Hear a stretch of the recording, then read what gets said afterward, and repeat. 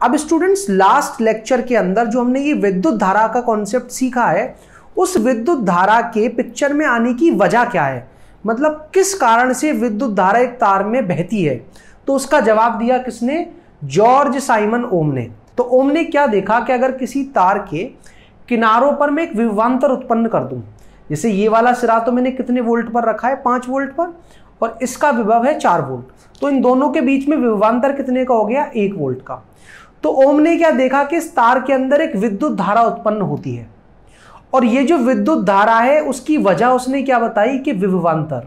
क्योंकि जब उसने ये देखा कि दोनों ही सिरों को एक ही विभव पर रख दिया जाए तो इन दोनों के बीच में विभवांतर का मान कितना हो जाता है? 0। और जैसे ही विभवांतर 0, विद्युत धारा का मान क्या आता है? 0। अब उन्होंने क्या देखा कि अगर विभवांतर का मान बदल दिया जाए, जैसे अभी विभवांतर 1 वोल्ट का था, अब मैंने इस सिरे का विभव तो कर दिया 6 वोल्ट, इसका कर दिया 2 वोल्ट, तो विभव का जो अंतर है वो कितना हो गया? 4 वोल्ट का। तो विभवांतर जिस अनुपात से बढ़ता है, विद्युत धारा भी उसी अनुपात से बढ़ जाती है। पहले अगर धारा I1 थी तो अब वो भी बढ़कर के कितनी हो जाती है? 4I1। और यहां से हमने क्या कहा कि किसी भी चालक तार में प्रवाहित होने वाली जो विद्युत धारा है वो चालक के सिरों पर लगाए गए विभवांतर के अनुक्रमानुपाती होती है। अनुक्रमानुपाती का मतलब आपको पता होगा कि जिस अनुपात में आप विभवांतर को बढ़ाओगे उसी अनुपात में हमारी विद्युत धारा बढ़ जाएगी। और उसको उन्होंने इस तरह से लिखा कि विद्युत धारा जो है I, वो अनुक्रमानुपाती है विभवांतर के। तो जैसे ही हम अनुक्रमानुपाती का चिन्ह हटाते हैं तो एक नियतांक आता है 1/R। 1/R को हम कैपिटल C से भी निरूपित कर सकते हैं। 1/R को हम कहते हैं उस चालक तार का चालकत्व। वैसे R यहां पर क्या है? चालक तार का प्रतिरोध। और अगर मैं R को कहां ले जाऊं? बाईं तरफ, तो V किसके इक्वल आ जाएगा? I × R के। और आप अपनी बुक में इसी समीकरण को कुछ इस तरह से लिखा देखोगे, वहां V अनुक्रमानुपाती दिखाया जाता है I के, और अनुक्रमानुपाती का चिन्ह हटाते ही नियतांक आता है R। तो V किसके इक्वल आ गया? R × I के। और यहां से अगर हम चालक तार का प्रतिरोध निकालें तो वो किसके इक्वल आ जाएगा? V/I के। जैसे मान लो मैं पहले वाले समीकरण से प्रतिरोध का मान निकालूं तो मैं क्या देखूंगा? विभवांतर है 1 वोल्ट, धारा कितनी है? I1। तो दोनों का जैसे ही मैं अनुपात निकालूंगा 1/I1, वो मान लेते प्रतिरोध कितना आ जाएगा? R1। और अगर मैं इस दूसरी कंडीशन से प्रतिरोध का मान निकालूं तो विभवांतर कितना है? 4 वोल्ट, धारा कितनी है? 4I1। तो फिर से आप देखोगे 4 से 4 कट जाएगा, 1/I1 आएगा, तो फिर से प्रतिरोध कितना आ जाएगा? R1। तो ध्यान रहे कि अगर किसी भी चालक तार की आप लंबाई और उसकी मोटाई में कोई परिवर्तन नहीं करते, मतलब उसकी विमाओं में कोई परिवर्तन नहीं करते, तो V/I से जब आप प्रतिरोध निकालोगे तो वो हर बार समान आएगा।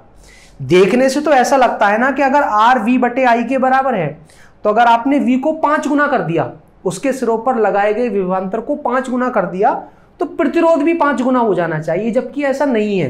क्योंकि जैसे ही आप विभवांतर को 5 गुना करोगे, विद्युत धारा भी 5 गुना हो जाएगी। तो 5 से 5 कट, और ये जो R है वो कैसा आएगा? नियतांक। कंडीशन याद रहे कि नियतांक तभी आएगा जब तार की विमा, मतलब लंबाई या उसका जो व्यास या मोटाई है, उसमें आप कोई परिवर्तन ना करें। चलिए स्टूडेंट्स, अब हम ओम के नियम पर आधारित कुछ आंकिक प्रश्न सॉल्व कर लेते हैं। तो पहला सवाल इस तरह से है कि मैग्नेटिन के एक चालक तार पर अलग अलग विभवांतर लगाने पर जो उत्पन्न धारा है उसका मान इस नीचे सारणी में दिखाया गया है। ये है वो विभवांतर, और इन विभवांतरों को लगाने पर जो विद्युत धारा मैग्नेटिन के तार में देखी जा रही है उसके मान ये है। तो इस सारणी से हम क्या निष्कर्ष निकाल सकते हैं? देखो, जब मैं मैग्नेटिन के इस तार पर 4 वोल्ट का विभवांतर लगा रहा हूं तो विद्युत धारा आ रही है 0.2 एम्पियर। और यहां से अगर मैं प्रतिरोध निकालूं V/I करके, तो 4 को जब मैं 0.2 से विभाजित करूंगा तो कितना आ जाएगा? 20 ओम। तो अभी इसका प्रतिरोध क्या है? 20 ओम। फिर मैंने विभवांतर को बढ़ाया तो विद्युत धारा भी बढ़ी है, और अगर मैं अब V/I निकालूंगा तो फिर से वो कितना आ जाएगा? 20 ओम। तो आप देख सकते हो कि कहीं भी अगर आप V/I निकालोगे इस पूरी सारणी में, चाहे आप यहां भी ले सकते हो कि 140 वोल्ट और उसके साथ विद्युत धारा कितनी आ रही है? 7 एम्पियर। तो 140/7 करोगे, फिर से कितना आ जाएगा? प्रतिरोध 20 ओम। तो पूरी ही सारणी में V/I का मान कैसा आ रहा है? नियत। तो उसका जो प्रतिरोध है वो कैसा हो गया? कांस्टेंट।